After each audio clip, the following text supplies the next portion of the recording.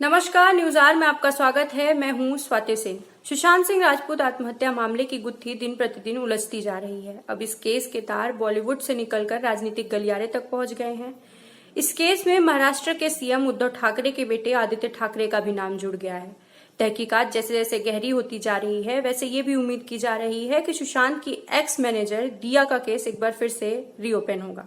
महाराष्ट्र के police commissioner ने press conference करके बिहार पुलिस की कार्यवाही पर सवाल उठाए हैं। उन्होंने कहा है कि इस केस में बिहार पुलिस की कार्यवाही कानूनी रूप से सही नहीं है। इस केस में हर रोज नए खुलासे हो रहे हैं, चाहे वो सुशांत के ऊपर काला जादू से लेकर सुशांत के बाइपोलर डिसऑर्डर तक का हो। इस केस में अगर हम नए अपडेट की बात करें तो बिहार की नीतीश सरकार ने केंद्र से सिफारिश की है कि सुशांत आत्महत्या मामले की जांच अब सीबीआई करे। जी हां, आज कागजी कार्रवाई पूरी हो जाएगी और अब नीतीश सरकार ने ये केस सीबीआई को सौंपने का मन बना लिया है। सुशांत सिंह राजपूत आत्महत्या केस को तमाम सवालों और डाउट के बाद भी आत्महत्या करार दे दिया गया। सुशांत की डेड बॉडी तो आत्महत्या नहीं, हत्या की तरफ इशारा कर रही थी, लेकिन मुंबई पुलिस ने केस की जांच एक आत्महत्या के तौर पर ही देखकर की। हर रोज नए लोगों से पूछताछ हो रही थी, लेकिन केस में मोड़ तब आ गया जब सुशांत के पिता की एफआईआर के बाद बिहार पुलिस इस केस में इन्वॉल्व हो गई। हर रोज नए खुलासे हो रहे हैं। रिया चक्रवर्ती फरार चल रही हैं तो सुशांत के पिता वीडियो के जरिए सबके सामने आए हैं। इस केस की जांच करने बिहार पुलिस जब मुंबई पहुंची तो उनके साथ गलत व्यवहार हुआ और न ही मुंबई पुलिस ने उनकी मदद की। अब इस केस को देखकर कई सवाल उठ रहे हैं। पहला और सबसे बड़ा सवाल यही है कि क्या सुशांत सिंह राजपूत के इस केस में खुद आदित्य ठाकरे इन्वॉल्व हैं?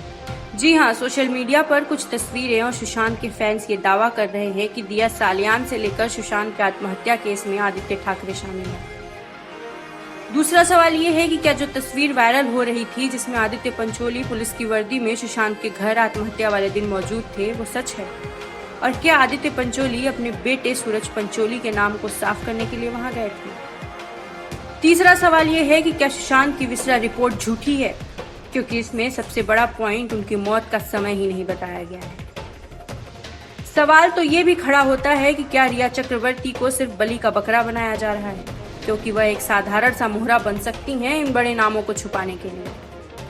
सवाल तो सुशांत के दोस्त सिद्धार्थ पिठानी पर भी खड़ा होता है। क्या वो अपने साथ कई राज दफन किए हुए हैं? और सबसे बड़ा सवाल महाराष्ट्र सरकार पर खड़ा होता है कि जब इस केस की सुई उनके बेटे की तरफ घूम रही है तो वो सीबीआई जांच को मंजूरी क्यों नहीं दे रहे हैं। और अब तो सवाल ये भी है कि क्या सीबीआई भी इस केस में सच्चाई सामने लाएगी या फिर बॉलीवुड से लेकर नेताओं तक के दबाव में वही बताएगी जो वो देखना चाहते हैं। इसी बीच चारों तरफ से इस केस में घिर रहे सुशांत के दोस्त सिद्धार्थ पिठानी ने अब एक नया खुलासा किया है। उन्होंने सुशांत के जीजा ओपी सिंह की ओर से कथित तौर पर मिले व्हाट्सएप मैसेज को साझा किया है। सिद्धार्थ ने जो मैसेज साझा किया उसके मुताबिक सुशांत अपने परिवार से संपर्क में नहीं थे। यही नहीं, उनके जीजा ने यहाँ तक मैसेज किया था कि कृपया मेरी पत्नी को अपनी समस्याओं से दूर रखो। उनके चैट को देखकर तो लग रहा है कि सुशांत की बहन उनकी जिंदगी में चल रही परेशानियों से अवगत थी और परेशान भी थी, जिसके चलते उनके जीजा ने ये बात कही।